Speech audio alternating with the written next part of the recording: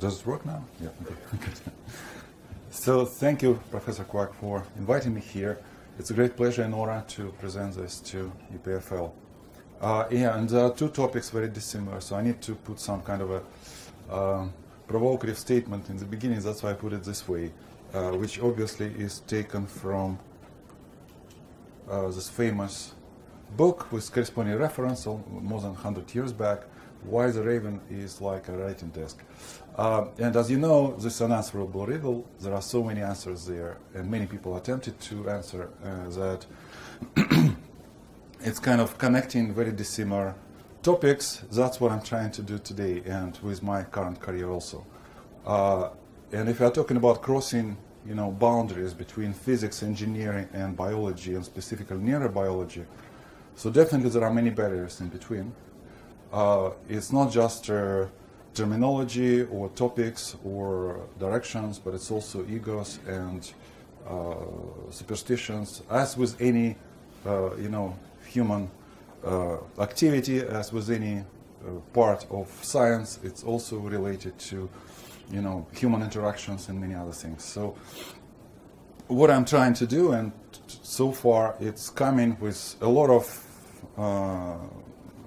difficulties and stress, but it's coming.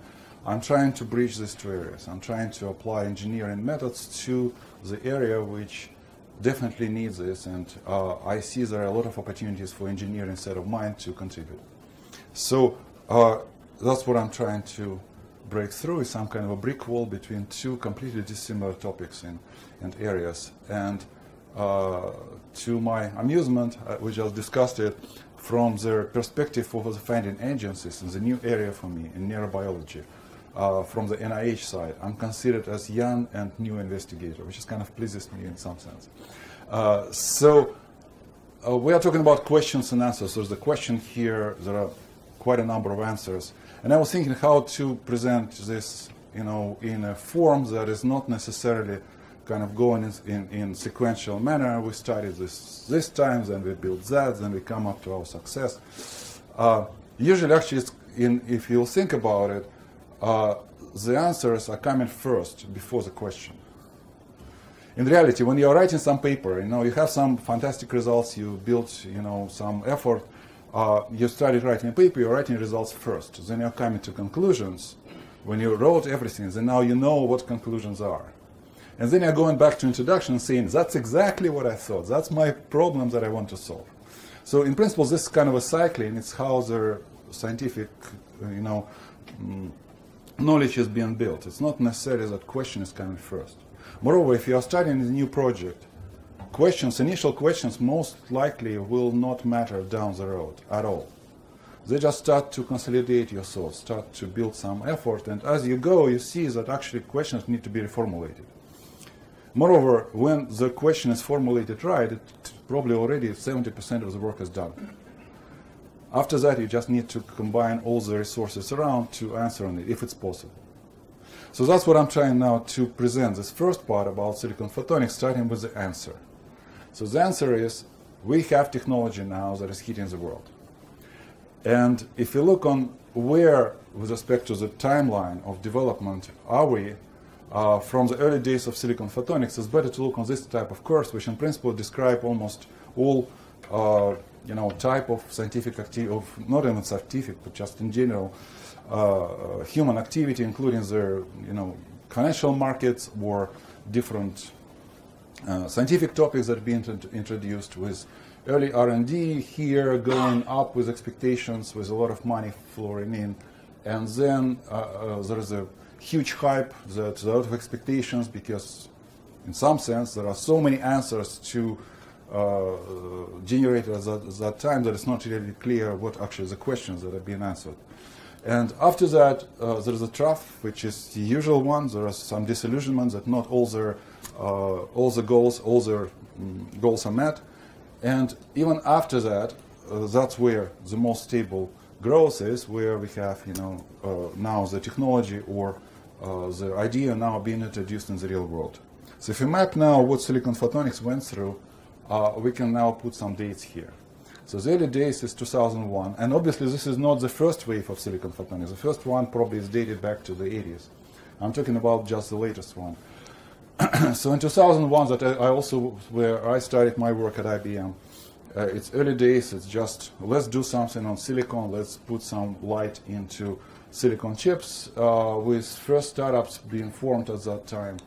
2013 probably that's where the huge hype was started being met with a lot of criticism from now industry, and now we are somewhere here where there are a lot of foundries now producing research chips, and at least 2 big foundries already adopted the silicon photonics as on their platform, and also there is now a huge growth in the product sale that are based on silicon photonics. So in some sense, if you look through this timeline, the type of questions that are being asked here, and I will try to illustrate this based on my experience in this project. They are not very relevant to what actually is important, was at the end was important for having a success as an industry, as industrial impact. But at the same time, they were important to consolidate the area, to develop some answers, some solutions that finally were used over here, but for completely different reasons that were not even anticipated in the beginning. And so about success story, so it's coming from the fact that we know there is a huge growth of information traffic, and this is the usual kind of source for this type of trends, looking on the Cisco VNI index, saying that currently we have about several hundreds of exabytes per month of total traffic. Mostly it's coming from the smartphones and tablets and video on the phones and the like. So it's a lot of consumer electronics now is connected to the internet. It's a lot of exchange there. In principle, that is what forms our backbone. So that's the new era that we are living in. We couldn't live without it. And it's clear that if it's going up, so that it will grow exponentially. That's the prediction. In principle, that's the numbers that all the industry is looking very carefully for, because that's what gives you the incentive. You need to develop now what will be needed by 2030, because it will take a lot of time to develop solutions to provide these communications. And this is a specific area of interest for silicon photonics. It's a short-reach communication, not long-haul necessarily, but something that connects the tower where all the consumer calls and interactions are coming to their base station and then to the data centers. So data centers now is the backbone for all our society. That's where all the Google searches and Facebooks and all other social media finally end up. And if you look on how it is being built, they're now huge. So the latest internet scale data centers, they occupy almost 1 million square feet or even larger. They're distributed now all over the world. They are in the areas where their electricity is relatively cheap. And what you need then is just long-haul cables that is coming in with huge bandwidth. And then all the kind of main work on processing of your search demand or Google search or something like that is distributed. It's distributed between all different computers in this data center. There's racks, there's lines of racks running several miles across, and it's very distributed system. That's why if you look on the total traffic that is related to data centers, and it's the same VNI Cisco index, it's increasing also exponentially. It's just providing all this backbone communication infrastructure that most of this traffic is actually not leaving data center alone. So the total is 2.6. 1.2 only is going outside the data center. This part is inside the data center itself. So communications inside the data center, because it's a very distributed system, is as important, even more important for the productivity, for their business case than communication to the outside world, which is understandable because these cables now provide communication between all different tracks and blades and chips over there.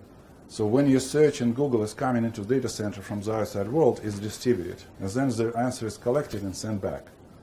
So it's kind of a one single computer, if you wish, which productivity depends only how the communication is done. And what you see here now, it's this yellow color cables. These are not electrical cables anymore. These are optical cables for exactly the same reason why electrical cables were replaced in the early 70s in the long haul with optical cables. Now the same is happening at shorter and shorter distances, including the distances within the data center. Because you can multiplex, because you can make it's much cheaper than with electrical one, and you can extend it for much longer distances, in this case just several kilometers across, but that's where optics can definitely be much more competitive. And then it's coming to the blades like that. So that's what's happening here. It's now all electrical cables in the old style data centers are being replaced with optics. So now we are talking about the volumes of transceivers, the devices that are at the end, that terminate in the optical cable, that transfer information from optical domain to electrical and back. The volumes are of the order of several millions, at least, if not more, just for one single data center.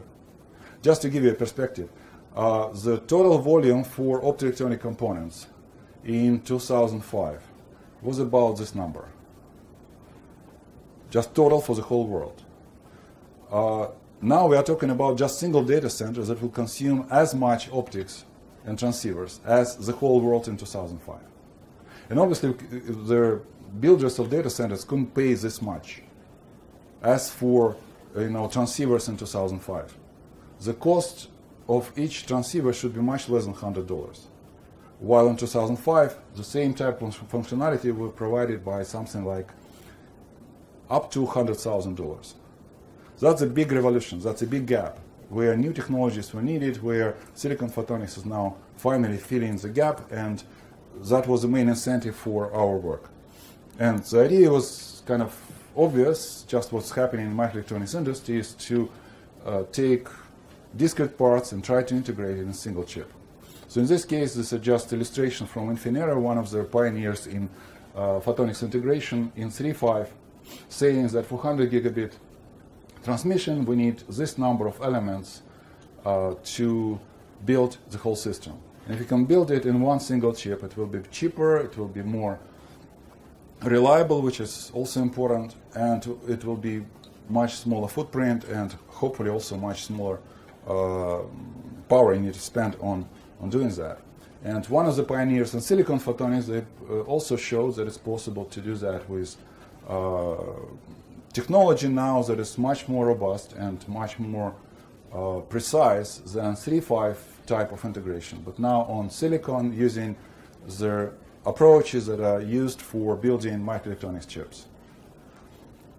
And if that is actually the slide I made in 2009 when I started pitching this idea to IBM executives and to outside world, to other customers, saying that with time there will be a need for more and more bandwidth, and what is now being used in long-haul optics or in the shorter reach will start to be replacing copper cables with optical integrated solutions, including VCSELs, and hopefully by 2018-20, it will be mostly based on silicon photonics because the advantages in cost, reliability, and the integration. In principle, that is very pleasing for me to find. It's just a recent prediction from Light Counting. It's one of the main marketing company in integrated optics, saying that according to their numbers, the sales of discrete components for transceivers is actually decreasing, while the sale for integrated components, where most of it, 60% at least, is coming from silicon photonics, is increasing tremendously, which will exceed 10 billion by 2022. So that's kind of a success story. And this success is coming from developments not only from us, from IBM, but from other places. I will talk about these technologies that I spent 15 years in development, which just trying to integrate optical components like modulators and detectors and their packaging structures like fiber couplers and the like into the standard flow for microelectronics industry standard, where you can build their transistors. So it's shallow trench isolations and some well formation and doping structures. So this is standard set of 80 masks or something like that, and processes that are already being developed, and there are billions of dollars invested in the infrastructure how to make this route reliable and that can produce millions of chips out of the fab. So what we were doing, we're just hacking into this flow and adding several additional modules and several additional mask sets, and with minimal interruption as possible to the flow itself, that we will be able to build now optical and electrical components side by side. And by 2012, we came up with this announcement that showing that now in a standard fab, large volume foundry, we have this process which can integrate photodetectors, modulators, and many passive structures together with the transistors which are sitting nearby in a standard stack of 7, 8 electrical interconnects, copper interconnects on top, and this is a technology that's being installed in the, as I said, mass-produced fab, and it's qualified for mass production. And then you can make transceivers that are no longer single-element transceivers. This is just a single-chip device which has all components that are necessary to provide 100 gigabit communication. So what you see here, there are 4 modulators over here. There are 4 input fiber couplers to couple, or laser couplers to couple laser in. Then there are a lot of electronics. Actually, if you look on the next slide, it's a little bit better seen here. So you have 4 modulators for each channel, 25 gigabit per second each. Then there is WDM that is maxing these 4 different colors into one output, or demaxing it into 4 inputs to the photodetectors and receivers. There are electrical circuits that are providing around the tuning of the WDMs and the receiver circuits to amplify the signals. So it's all single chip solution, which is possible in such a small footprint, and it's built in assumption that you can do flip chip bonding, so its packaging structures around also were developed in a way that it's completely compatible with the packaging of microelectronics, that is standard for microelectronics industry. So there's a lot of development here. I will not go through each and every element. It doesn't make much sense. It's such a talk. What I want to show, since we are going now in some sense backward, is to illustrate how this question answer type of perfection of your ideas and solutions were developed along the way based on just one element. In this case, let's look on the Mach-Zehnder interferometer. So what you see here is Mach-Zehnder that can provide 25 gigabit per second, that is driven from the CMOS just nearby, so it's monolithic solution, so we couldn't exceed 1 volt driving voltage because it's monolithic one, which means that it also gives a constraint of what you can do with Mach-Zehnder. It should be relatively small because then it's a footprint mostly is defined by the size of the Mach-Zehnders themselves. And many other parameters here, and temperature independent, and it should withstand temperature differences of like 90 degrees that is required for the final application, many other things. So, but if you look on the kind of previous work that we've done along the way, which in principle, looking backward, we see that these are solutions that were developed during the previous stages where questions that were asked were completely different. So in this case, it's one of the first publications of my group back in 2005 or something, where we were motivated by making photonic crystals to slow down the light and try to change the group index by applying voltage across such kind of a waveguide here. So the motivation, the questions that we were asking is, can we slow down the light in order to avoid congestion in the traffic in some kind of a switch? And the idea was, if we can now manipulate with the group index using resonance structures like photonic crystals, for example, we can increase the group index by 300, we can slow down the light, and this way we can delay the packets. And if we can now apply voltage across the junction, then it's possible to tune this group index or tune the delay. It's tunable delay now type of device that can be thought of as an optical memory of the light. Which at the end appeared to be not very relevant, but at the same time, this development showed us that we can do quite an intricate manipulation of optical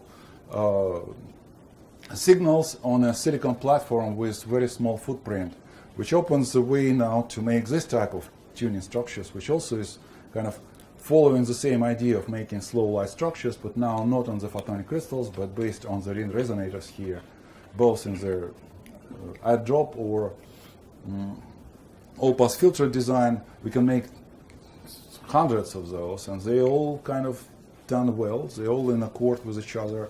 They delay light, but it's not very important for the latest development. What is important is that we can control this type of structures, even though they are extremely small and nanophotonic type of footprint, but we can control them using the microelectronics industry approaches with very high precision.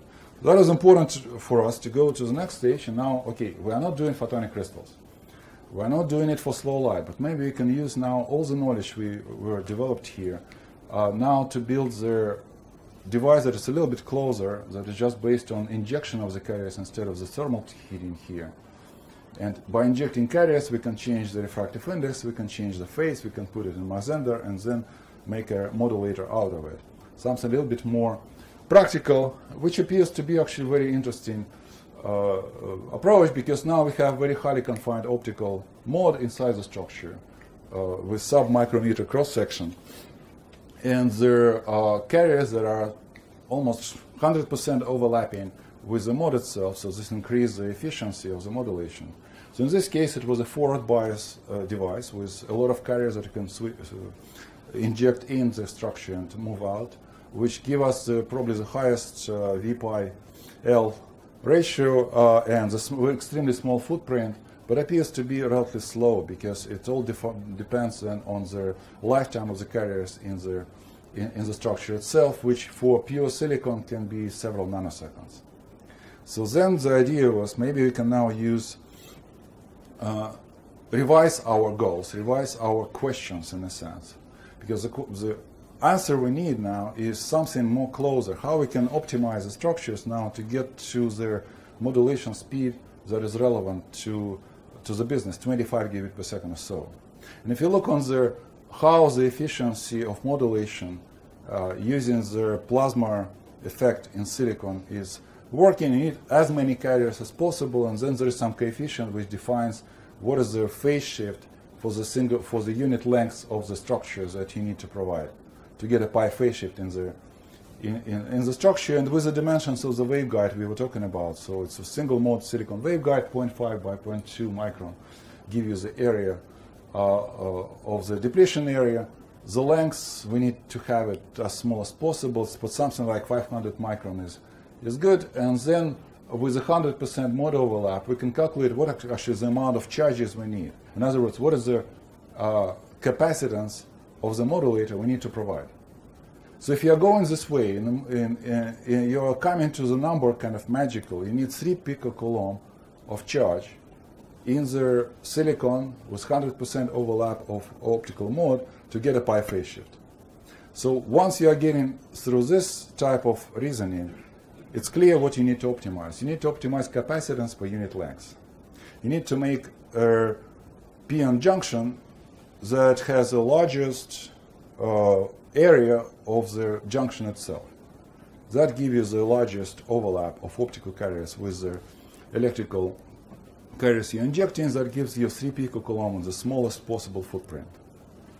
Then the idea is, okay, maybe now we can look on how the different junctions will work this way, whether it's vertical or horizontal or more complicated, zigzag-based, or maybe even more exotic, where you have additional p dot layer in the middle of the depletion areas that just to provide the additional source of holes in the reverse bias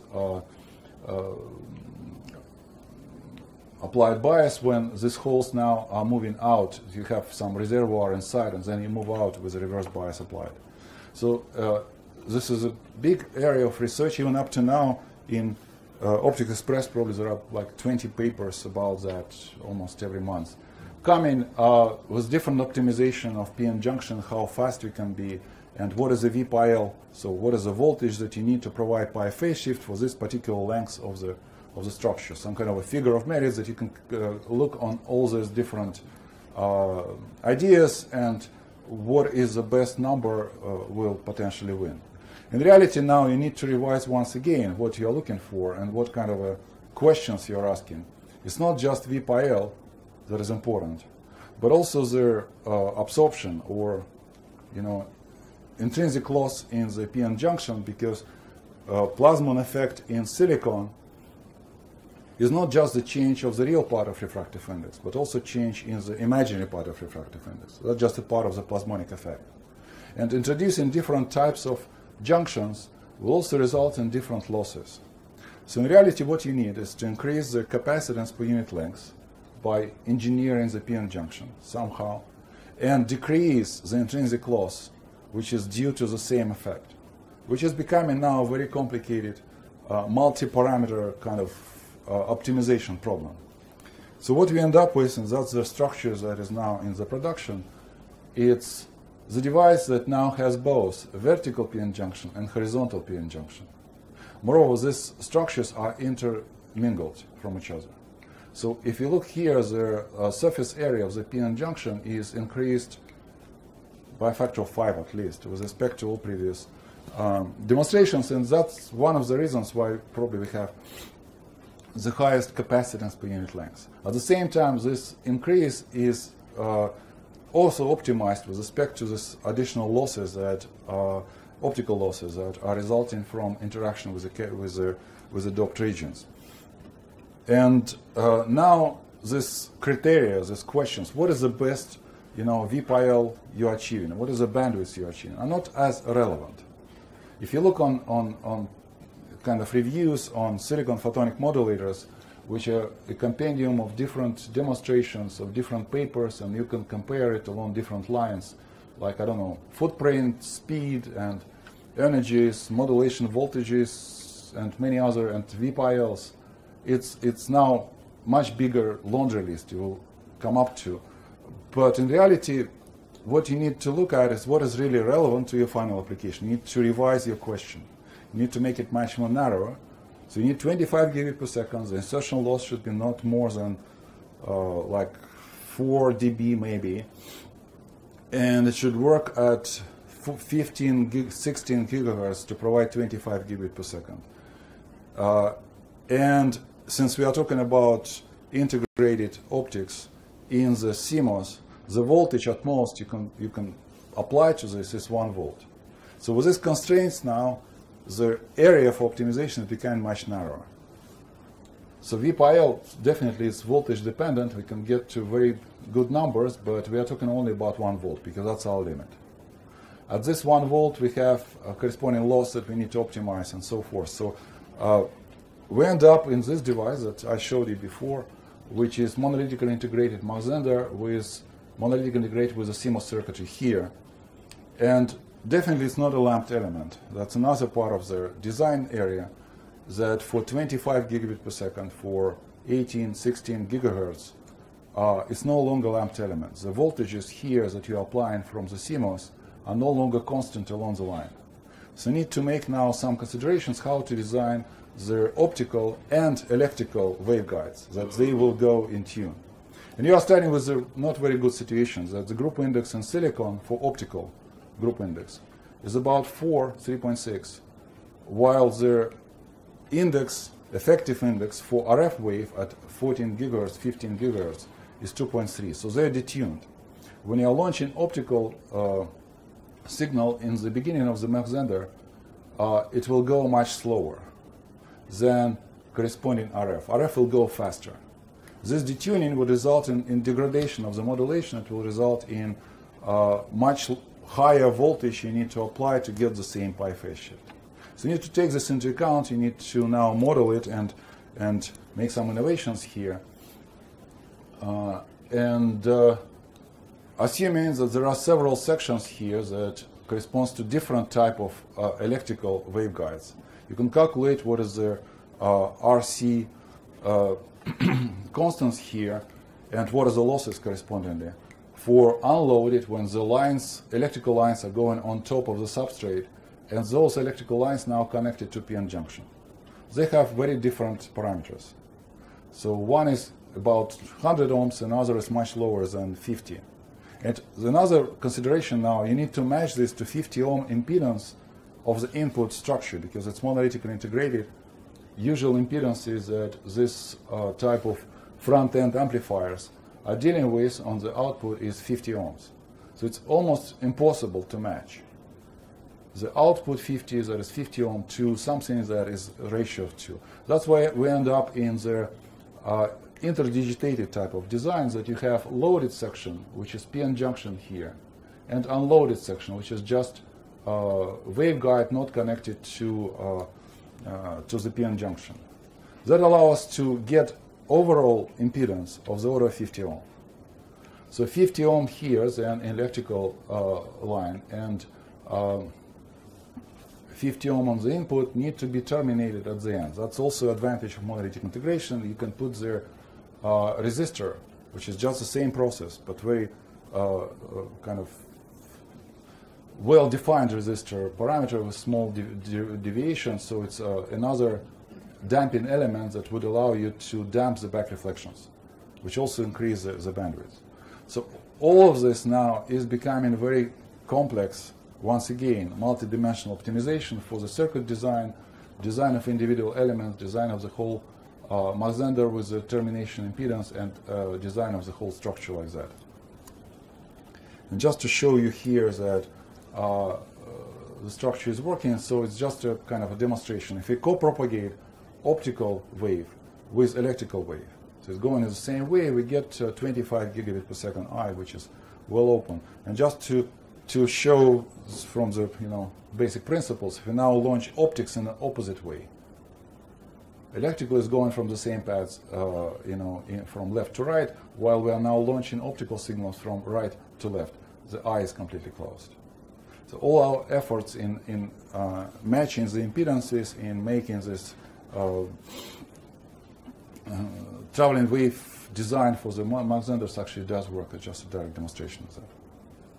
So what I was trying to explain is that, along the ways of developing this project, from early fundamental science stage to now technologies that on production, the questions that were asked initially, at the moment when you're coming to the end, they are not very relevant. The answers for each of the stages allow to formulate the question in more focused manner, and then build a project which is now extremely multidimensional by itself. If you are starting from publishing papers and then going to trying to build a kind of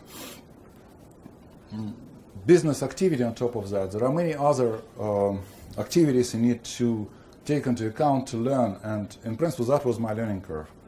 I was always thinking that is my area, or that is my domain. When I come up to some, demonstration and some paper, somebody else in IBM or somewhere else in the world will take over and build it into production. When we come to the stage, somewhere in 2007, 2008, I was looking in IBM, I was thinking there should be some organizations and people who will take over. And my job is just to throw it to them and return back to my scientific roots and do some exploration. And then it appears to be there's nobody there. So I need to make like a small step further and just to extend a little bit further myself. And then step by step I end up in building this kind of effort now, which is including all different aspects of now building a technology. It's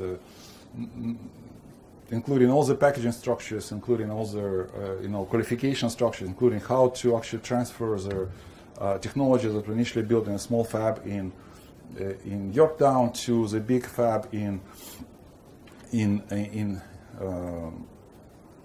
Vermont, with completely different set of rules and set of minds and terminology. So in some sense, I was crossing boundaries between different disciplines for a very, very long time. And this was kind of a success, because now this technology is in production by Global Foundries. That's one of the images came recently from the fellow that is leading this project at Litavik. And you see here, that's my slide actually, that He's using, and there was a recent press release from Global Foundries that they moved this production from 90 nanometers that I initially installed it there to now 45 nanometer to more advanced node, and it's going. It's completely qualified. It's open to the world, and now in terms of the scale, there are many now silicon foundries around the globe. In reality, if you look on what is required for building large volume products, almost none of these foundries actually can satisfy that, because they're relatively small facilities, even IMEC or the like, or IME in Singapore. They are providing service for university professors or for small R&D kind of projects from companies, but they are not built to provide mass production. If you look on the landscape of the microelectronics foundry industries, so most of it is done by TSMC. It's about 60% of the total volume. So all the silicon that is coming today is coming from one fab in TSMC. Intel in this range is not counted, first because the volumes are much smaller, and second, it's not a foundry business. It's not open to the world. It's only producing silicon chips for Intel processors. So Global Foundries is number 2. And it's about 10% of the total volume, and that's why it's kind of an important development that now in real fab, in real foundry, there is a silicon photonic process that can provide millions and millions, and hopefully more than millions, because millions is a relatively small background volume for the production that is needed for the foundry of silicon photonics chips that is needed for the world. So now I have, how much? Well, usually it goes into 11, but I think okay. We can extend a little That's bit. okay. So I spent quite some time here. So let me now talk about this area. So we were talking about this riddle, and the idea was to cross. So my motivation to switch completely gears to something completely different was, I kind of was in silicon photonics and an optical area for quite some time. I kind of aware of all the answers, and unfortunately I couldn't see new questions. It's my deficiency, but it's probably because there's a lot of new exciting research there, but I kind of lost excitement. Looking on what in principle I can do after this project is done was not completely clear to me. And then I start looking on something which is completely offshoot, completely kind of out of the beaten path, as far as possible from photonics, from silicon, and I end up in looking on neurobiology, on the areas that is completely different from me, which is extremely exciting, because what I realized quite soon, and it's just confirmed after many years of being involved in that it's such an unexplored territory, it's such a virgin area for a person with physics and engineering background, and there are so many questions that are not being asked yet and need to be formulated, and there are so many answers that are all over the place that they kind of related to this kind of a unanswerable riddle question, and that gives me an excitement, that gives me some incentive to look on how I can contribute to this area and how I can try to answer on the old problem, which is we have the most formidable and most complex object, which is we're all familiar with. It's right with us, and in reality we have almost absolutely no idea how it works. There is some intuitive understanding that is coming from the early days of neuroscience, with the idea that there is a type of hierarchical processes happening in the brain, which corresponds to different functional areas in the brain itself, that when its light is coming to our eyes, it's not recognized as some image. It's first just array of photodetectors, so it's just dots in the visual field. But then they are processed further down the road in the forms of shapes. So it's now dots are connected into lines, lines are connected into shapes, shapes are connected to objects, and this kind of a hierarchical processing is related to the pathway of this information and extraction of higher and higher level of abstractions along the way. And with several Nobel Prizes along the way, the idea is that there is a neural substrate for this type of hierarchical processing, which is connected to the fact that we have different levels of processing in different type of cells. When individual dots like that are coming, they are related to the response of individual neuron cells. And when they are feeding into the bigger cell, or not bigger, but further down the road in the information pathway cell, more complex, then they can form this response to the shapes as opposed to individual dots. The shapes then further down the road in this hierarchical processing, when several of these more complex cells are now feeding into the further down the road cells, they can now provide the object recognition and the like. So this type of vision, this type of approach, this type of kind of answer, if you wish, that shaped the neuroscience for the last 20, 30, 40 years. And it's very productive, it's very kind of important idea that shaped the way how the neuroscience is being built. But at the same time, when you're coming from the engineering and physics background, you're looking at that and you're trying to understand, is it really the law of physics or law of nature? In reality, you will find that this is mostly a kind of intuitive breakthrough with not much of a experimental, verification on and confirmation of that. And there are many other ways how you can look on the system and try to explain the same type of observations in a different way. So it really appears to be, it's completely open. Even the problems and their approaches that appears to be kind of fundamentals, they are all in the textbooks, they are not as, they couldn't be considered as the laws of physics or approaches in engineering. There is no such a book you can open which is written like, I don't know, how the brain works for dummies. You're opening, chapter 4, and it said, when you are doing it this way, it's going through these sequences, and then that's the result. Nobody understands it this way, and we are so far from understanding of this mechanistical approach, how the information is processed, how it is given the, the input for complex behaviors and cognitions, that it's at least 100, 200 years ahead of very scrupulous and detailed work that is needed. And it's all based on the same, in principle, approaches that I was trying to discuss before. It's, you need to formulate the question initially. You are getting with a lot of answers. Actually, you are starting with a lot of answers to start from. This is an answer. That's how brain works. In reality, you need to kind of find the way what is not completely known, start to dig further. This will formulate other answers, and that will go in this refinement, and at the end, hopefully, we'll get to a little bit better understanding what is actually happening. So in this sense, I didn't try to break through this wall. I tried to tunnel through.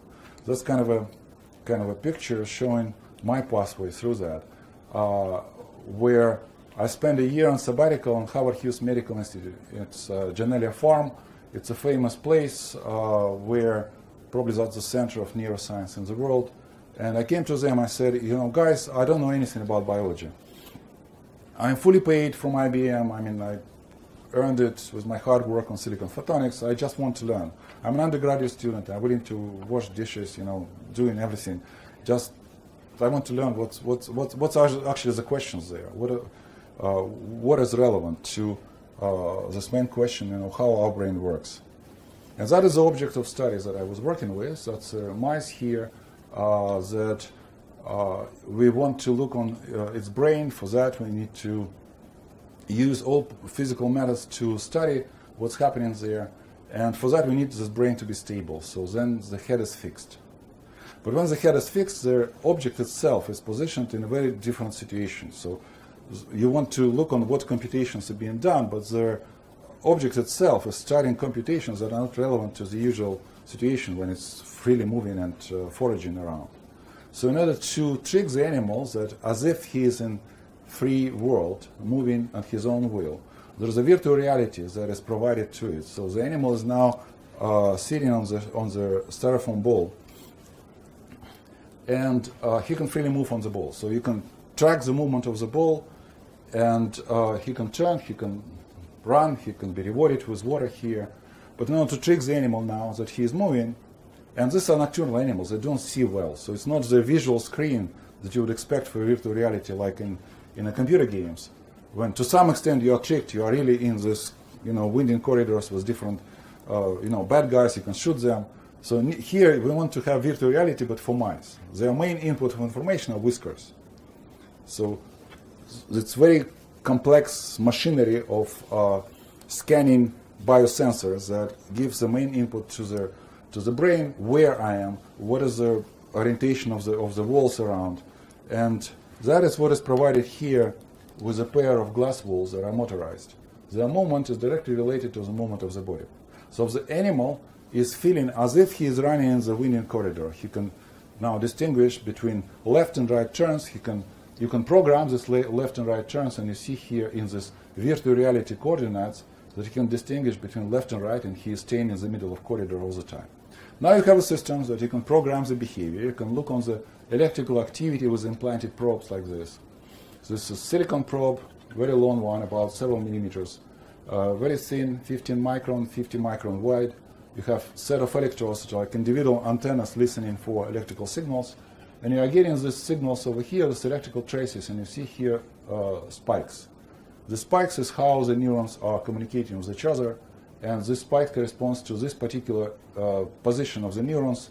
There are several others all over the place, and then you can start trying to analyze it and see how actually it relates to neural activity, and try to now see what is the hierarchy that you can extract from that, and how it relates now to the circuits you want to reverse engineer. What is interesting here, I mean, in principle, these are mammals, so their structure of the cortex is not much different from ours. Actually, there is not much of a difference at all, except the area. So the individual circuitry, if we'll understand anything from these animals here, we'll understand a lot about ourselves. So that's where my current effort is. It's 3 labs I established at University of Illinois Urbana-Champaign on engineering, on biology, and on data science. So on the engineering side, there's a revolution coming now into neuroscience with microelectronics industry now available to much wider area. And this is one of the recent developments by my former colleagues from General Farm, from IMEC actually also. You see here the probe now, not with a line of electrodes, but 1,000 electrodes with the amplifiers built in. So it's kind of high-tech development, which allows now you to collect data not from a couple of neurons or just tens of neurons. But in this case, that was a recent demonstration just a few months back. From UCL, using these tools, that you can get up to 10,000 neurons to listen to 10,000 neurons once. So that is flood of data that now can be very useful to get this reverse engineering in place. With this and other comments, that's important now to build these tools that can interrogate the brain in a much more detailed way, and not just in electrical domain, but also in chemical domain, because one of the parts of communication, actually all the communication in the brain is chemical. Some of it is coming with electrical signals through the synapse and then going electrical further as a spike. But some is more diffuse. It's something which is called neuromodulation, something that is configuring the circuits in a different way. So it's important if you want to reverse engineer the circuit and you learn how part of it is working in some mode of operation. And now this neuromodulation is coming in. For example, you are becoming alert, you are now very attentive, or you are asleep. So this same circuit can do completely different calculations. It's now reconfigured. It's very important to know what's happening with neurochemicals and neuromodulators in the brain.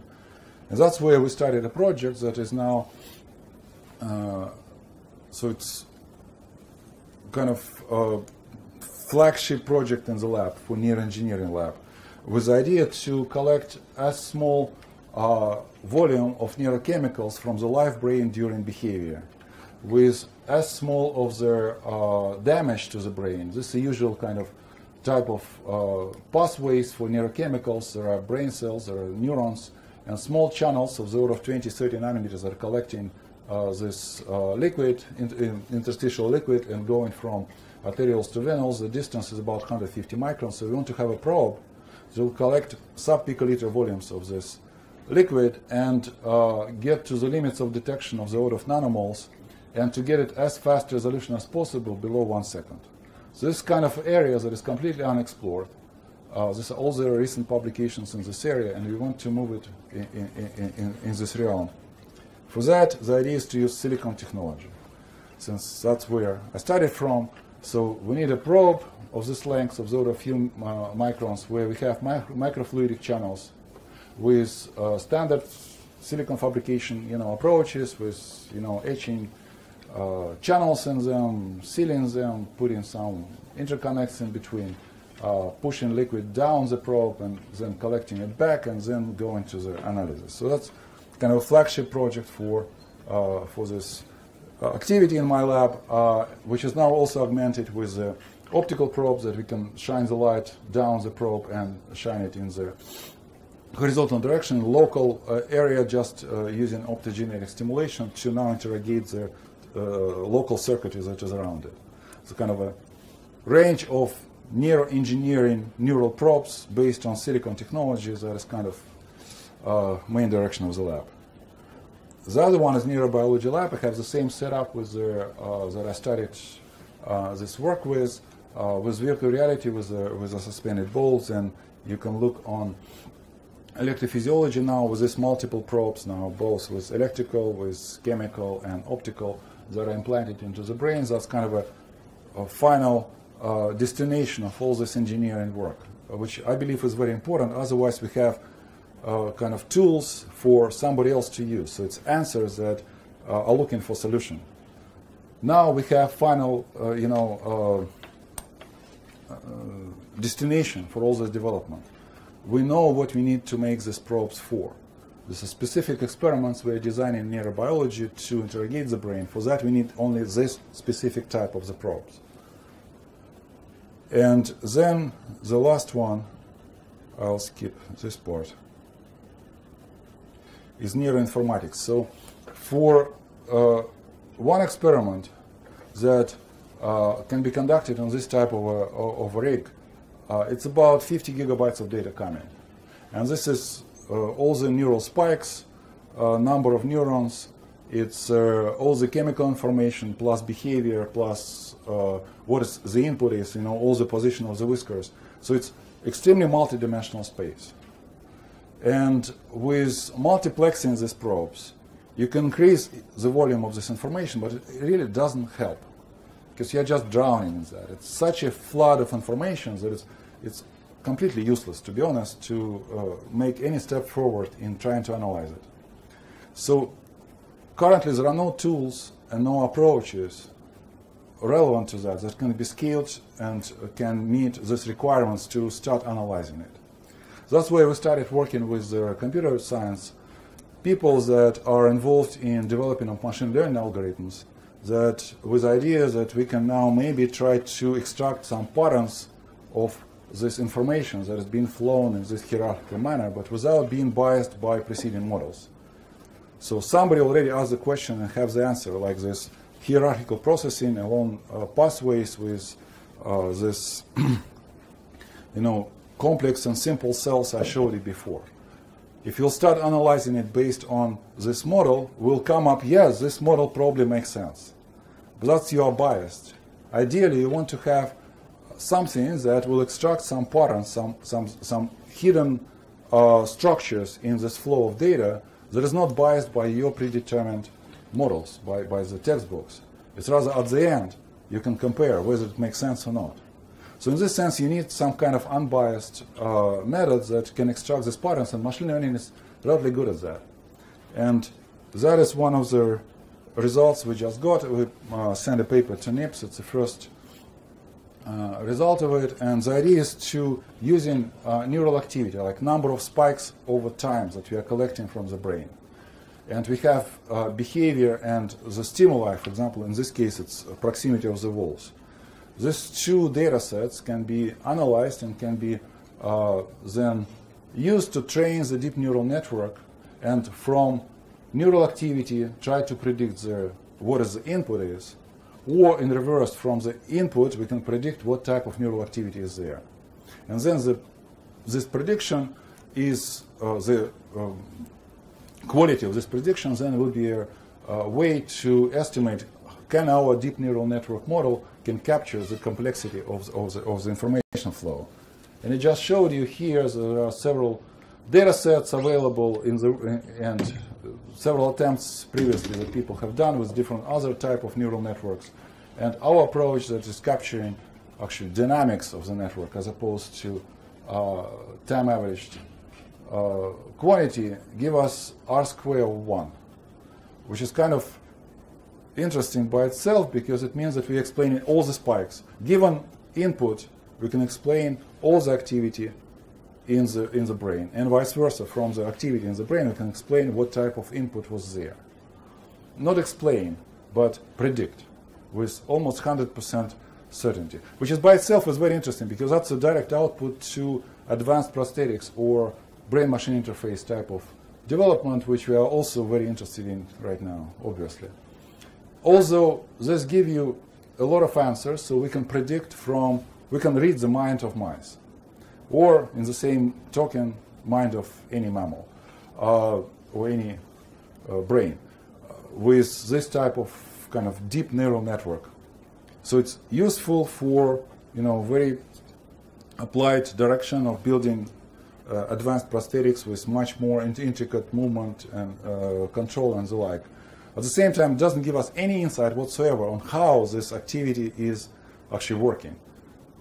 We're looking at the total activity over time, and we can predict what is the input and what is an output. But we don't know how this activity is formed. What are the stages that this information was flowing through, how this extraction is done. So we have no insight how their circuits actually are being built and working. So for that, we need to go to the next step and now try to reduce dimensionality using some approaches, meaning we need to now find the most important patterns of activity that are related, for example, in this case, to the choice. So the animal is running, wall is coming close, he is feeling I'm too close now with the whiskers, I need to change the direction. So that's the time of the choice. There's presentation of the stimuli, and now animal is deciding I'm too close.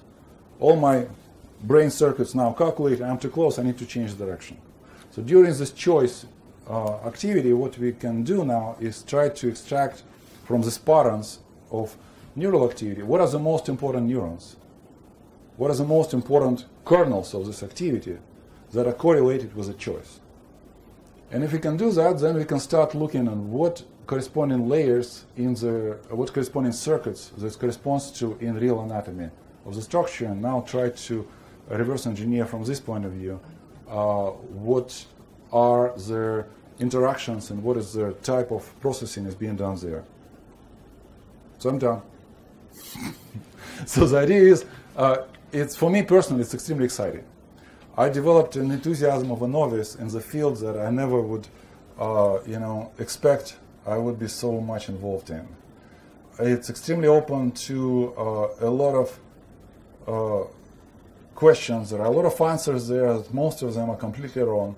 It reminds me early days of silicon photonics a lot. It excites me a lot. I see that as an engineer and as a physicist, I can contribute here personally a lot, not only in developing tools for others to use, but also really to try to move the frontiers of science in this direction. And it looks very interesting to me. Thank you.